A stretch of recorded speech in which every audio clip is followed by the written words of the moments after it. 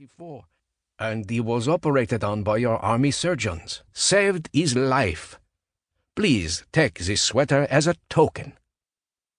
My hands, as if on puppet strings, took the bag.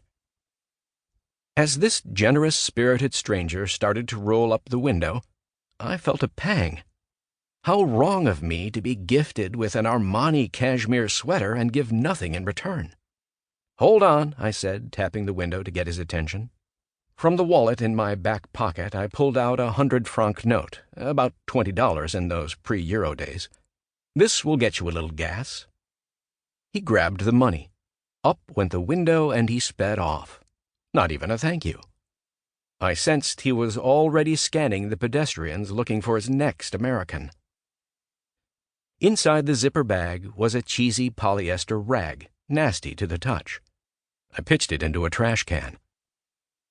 Unexpectedly, I felt admiration for this now-departed master of manipulation. He'd pushed buttons in my psyche even as I was aware that he was doing it, yet I was powerless to disconnect. It was a performance worth the price of admission.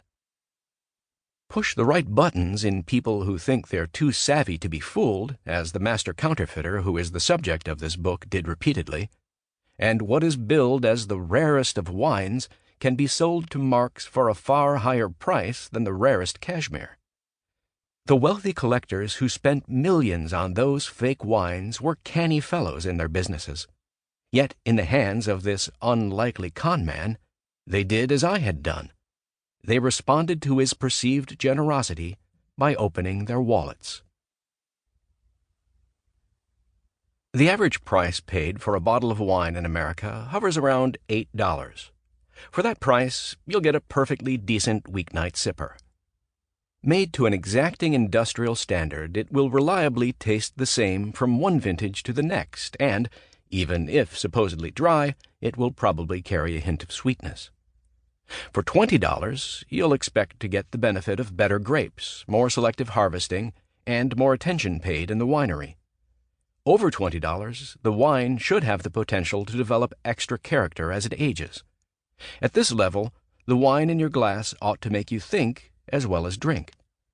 Hit the $50 mark, and be confident that the producer has overlooked no detail or expense to make the very best wine she can.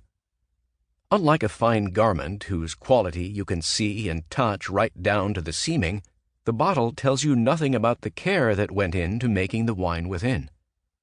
A $7 bottle looks and feels no different from a $700 bottle. Its label, possibly featuring a cute animal, could well be more eye-catching than a serious label.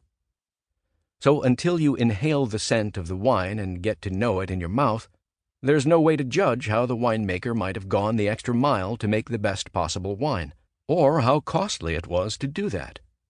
2 examples, one each from Bordeaux and Burgundy. On a perfect late summer afternoon in Bordeaux, the same day on which Katrina was inundating New Orleans, I was standing on the steps of Pape Clément, a turreted and gabled chateau that was once the home of the first French pope.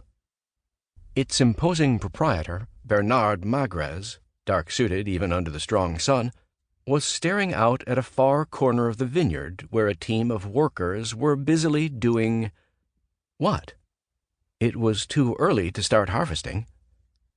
Magrez explained that a famed vineyard consultant, Michel Rolland, known as the Flying Winemaker, had recommended that the height of his vine trellises be raised several inches in order to allow more sunlight to filter between the leaves. That would help ripen the grapes. That was the job these workers were doing. But were they changing the trellising in just that corner? Most of the vineyard would be done, Magrez answered. The cost, in a country where vineyard labor is paid very well, would be daunting. Of course, no banner on Pape Clément's label will ever shout, "New and improved." Nobody who purchases Pape Clément will have any way of knowing about its proprietor's investment in trellis raising. The best Magrez can hope for is that consumers will savor the wine just a wee bit more than if he had not made that investment, even if they don't know why.